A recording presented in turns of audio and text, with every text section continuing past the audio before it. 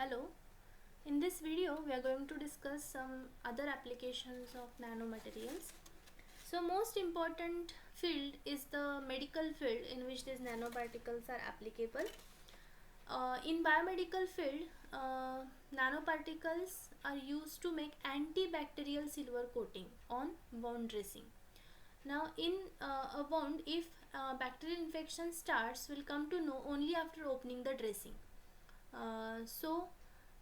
Here if we use a drug which is coated by this antibacterial silver, then we can stop the bacterial infection uh, at the instant when it starts.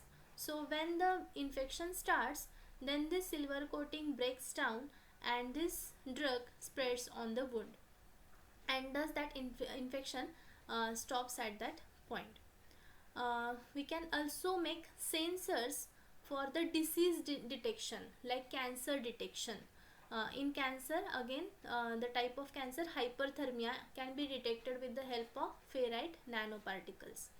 These ferrite nanoparticles can also be used for the treatment of hyperthermia. Using uh, nanoparticle coated drugs, we can achieve the targeted drug delivery.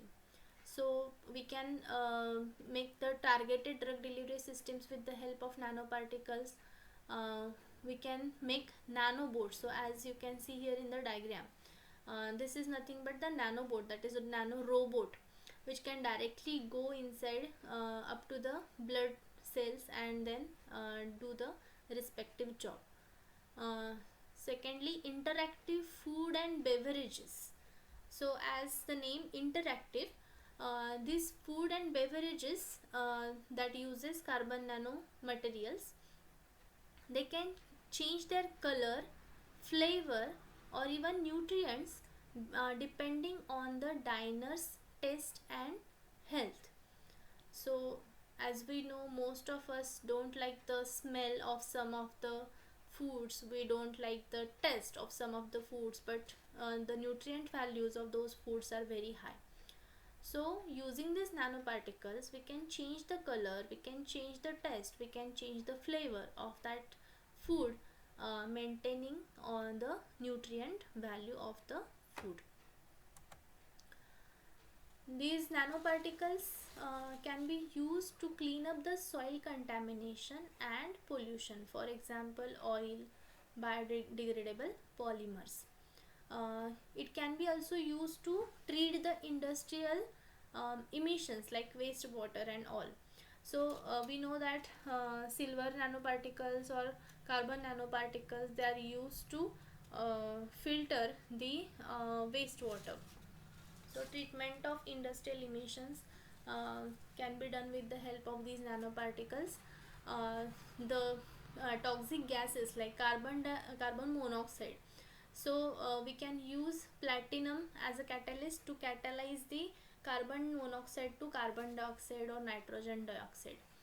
And we know that the effective and efficient water filtration can be possible with the help of carbon nanomaterials or even silver nanoparticles.